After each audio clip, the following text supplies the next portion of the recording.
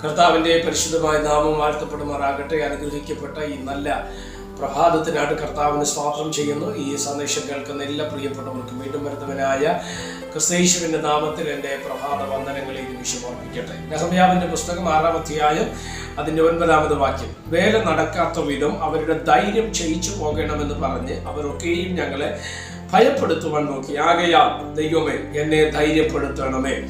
ഈ വാക്യങ്ങൾക്കാണ് ദൈവത്തിന് സ്തോത്രം ചെയ്യുക. നെഹമ്യാവിന്റെ പുസ്തകം നമുക്ക് മനസ്സിലാക്കാൻ കഴിയുന്ന ഇസ്രായേലിന്റെ മതിലും വാതിലും ഇടിഞ്ഞു പോയപ്പോൾ നെഹമ്യാവ് എന്ന ദൈവമനുഷ്യൻ അതിനുവേണ്ടി മുന്നിട്ടിറങ്ങി അതിന്റെ പണികൾ ചെയ്യുവാൻ വേണ്ടി ആഗ്രഹിക്കുകയും അദ്ദേഹത്തോടൊപ്പം ചോർന്നു നിൽക്കുന്ന ഒരു കൂട്ടം ജനം, യഹൂദ ജനം, ആ പണികളുടെ പൂർത്തീകരണം 6-ാം അധ്യായം 1-ാം വാക്യം നമ്മൾ വായിക്കുന്ന സമയത്ത് മതിലും വാതിലിന്റെയും പണി തീർന്നു. സ്തോത്രം. അടുത്ത അറ്റകുറ്റപ്പണികളിലേക്ക് വരുന്ന സമയത്ത് ശത്രുവായവർ, സ്തോത്രം, അവിടെ നമുക്കറിയാം പ്രധാന വ്യക്തികളായിരുന്ന ചില ശത്രുക്കൾ അവിടെ ഉണ്ടായിരുന്നു അല്ലെ. സൻബല്ലത്ത്, തോബിയാവ്, ഗോഷേം എന്ന് പറഞ്ഞ വ്യക്തികൾ, അരാബ്യർ, അസ്തോദ്യർ, ഇവരൊക്കെ സ്തോത്രം നെഹമ്യാവിനെതിരെ ചിന്തിപ്പാനും പ്രവർത്തിപ്പാനും ഇടവന്നവരാണ്. എന്നാൽ ദൈവം 52 ദിവസം കൊണ്ട് ദൈവത്തിന്റെ കൈ നെഹമ്യാവിന് അനുകൂലമായിരുന്നത് കൊണ്ട് 52 ദിവസം കൊണ്ട് യെരൂശലേമിന്റെ മതിലും വാതിലും പണിത് പൂർത്തീകരിപ്പാനാണ്. എന്നാൽ അറ്റകുറ്റപ്പണികളിലേക്ക് മൂവ് ചെയ്യുന്നു എന്നറിഞ്ഞ ഇവർ ശത്രുക്കൾ, അതായത് സൻബല്ലത്ത്, തോബിയാവ്, ഗോഷേം ഒക്കെ എന്ത് ചെയ്തു?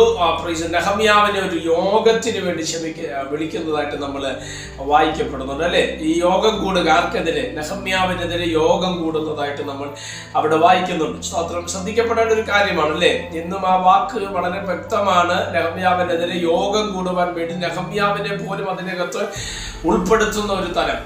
ആ വാക്യത്തിനകത്ത് നിങ്ങൾ ശ്രദ്ധിച്ചാൽ അറിയാൻ പറ്റുന്ന ഒരു കാര്യമാണ്. 6-ാം അധ്യായത്തിന്റെ സ്തോത്രം 2-ാം വാക്യം നിങ്ങൾ ശ്രദ്ധിച്ച്, എന്റെ അടുക്കൽ ആളയച്ചു വരിക, നാം ഒനോസമ ഭൂമിയിലെ ഒരു ഗ്രാമത്തിൽ യോഗം കൂടുക എന്ന് പറയിച്ചു. എന്നോട് ദോഷം ചെയ്യുവാനായിരുന്നു അവർ നിരൂപിച്ചത്. അപ്പൊ ദോഷം ചെയ്യാൻ നിരൂപിച്ച് ഒരു യോഗം ക്രമീകരിക്കണം അല്ലെ.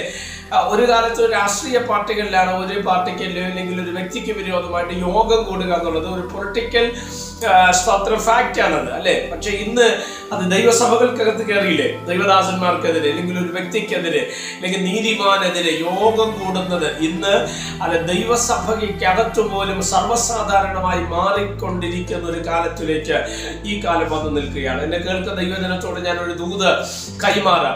ശ്രോത്രമലയിൽ ശത്രുക്കളെ പൈശാചിക മണ്ഡലം പോലെ അല്ലെങ്കിൽ ശത്രുത വെച്ച് പുലർത്തുന്ന തലങ്ങൾ നമ്മുടെ ജീവിതത്തിനകത്തുണ്ടെങ്കിൽ അതൊരിക്കലും നമ്മുടെ ജീവിതത്തിനകത്ത് അത് അനുഗ്രഹമല്ല.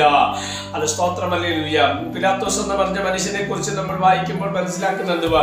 യേശുവിന്റെ സ്തോത്രം രക്തത്തിന്റെ മുമ്പിൽ, യേശുവിന്റെ ജീവന്റെ മുമ്പിൽ പറഞ്ഞൊരു വാക്കാണ്, ഈ രക്തത്തിൽ എനിക്ക് പങ്കില്ല. എന്നെ കേൾക്കുന്ന ദൈവജനത്തോട്, ദൈവസമൂഹത്തോട് ഞാനൊരു ദൂത് കൈമാറാം.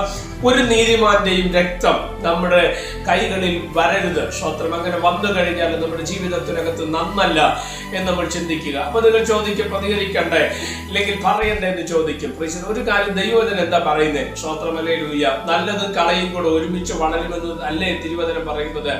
ദൈവമാണ് ന്യായം വിധിക്കേണ്ടത്. അവനവൻ ചെയ്യുന്ന തെറ്റിന് ഫലം കൊടുക്കേണ്ട ദൈവമാണ്. അത് ദൈവത്തിന് വിട്ടേച്ച് ദൈവത്തിന്റെ മുൻപാകെ നമ്മൾ അത് സ്തോത്രം നീതിയോടെ നിൽക്കുവാൻ ശ്രമിച്ചാൽ നമ്മുടെ ജീവിതത്തിനകത്ത് അനുഗ്രഹമാകും. ഇവിടെ നിങ്ങൾ ശ്രദ്ധിച്ചേ, യോഗം കൂടുവാൻ വേണ്ടി ശ്രമിക്കുന്ന ഒരു മേഖലയുണ്ട്. താട്ട് നമ്മൾ വായിക്കുന്ന സമയത്ത് ഇവർ ചെയ്യുന്ന പ്രവർത്തികൾ അധൈര്യപ്പെടുത്താൻ നോക്കുന്ന ഒരു മേഖല. സ്തോത്രം. നെഹമ്യാവിനെയും കൂട്ടരെയും അധൈര്യപ്പെടുത്തുന്ന ഒരു മണ്ഡലം. ഇന്ന് പ്രഭാതത്തിൽ ഈ സന്ദേശം കേൾക്കുന്ന സമയത്ത് നിന്റെ ജീവിതത്തിൽ അധൈര്യത്തെ കൊണ്ടുവരുന്ന, അല്ലെ ധൈര്യത്തോടെ മുന്നോട്ട് പോകാൻ കഴിയാതെ, പ്രത്യാശയോടെ വിശ്വാസത്തോടെ മുന്നോട്ട് പോകാൻ കഴിയാതെ നമ്മുടെ ജീവിതത്തെ അധൈര്യപ്പെടുത്തുന്ന ഏതെങ്കിലും തലങ്ങൾ നിങ്ങളുടെ ജീവിതവുമായി ബന്ധപ്പെട്ടുണ്ടെങ്കിൽ ഇന്ന് പ്രഭാതത്തിൽ ഞാൻ നിങ്ങളുടെ ആത്മാവിൽ കൈമാറുകയാണ്. ഇവിടെ നെഹമ്യാവ് പ്രാർത്ഥിക്കുകയാണ്, ദൈവമേ എന്നെ ധൈര്യപ്പെടുത്തണമേ. സ്തോത്രമല്ലേലൂയ. ഇന്ന് പ്രഭാതത്തിൽ നിങ്ങൾ പ്രാർത്ഥിക്കാൻ തയ്യാറായാൽ നിങ്ങളെ ധൈര്യപ്പെടുത്താൻ കഴിയുന്ന ഒരു ദൈവം ഇന്ന് പ്രഭാതത്തിൽ നിങ്ങൾക്ക് വേണ്ടി വെളിപ്പെട്ട് വരികയാണ്. ബലം നഷ്ടപ്പെട്ട, ധൈര്യം നഷ്ടപ്പെട്ട, മനസ്സിന്റെ സ്തോത്രം ശക്തി നഷ്ടപ്പെട്ട ആരെങ്കിലും ഈ സന്ദേശം കേൾപ്പുണ്ടെങ്കിൽ പ്രാർത്ഥിക്കുക. നിശ്ചയമായിട്ട് നിന്റെ ജീവിതത്തിനകത്തൊരു അത്ഭുതം കർത്താവിന്റെ ആത്മാവ് ചെയ്യുവാനിടവരും. ധൈര്യത്തോടെ, ബലത്തോടെ, ശക്തിയോടെ, ദൈവകൃപയോടെ, അഭിഷേകത്തോടെ, ആത്മനിറവോടെ മുന്നോട്ട് പോകുവാൻ കർത്താവിന്റെ ആത്മാവ് നമുക്ക് കൃപ നൽകട്ടെ.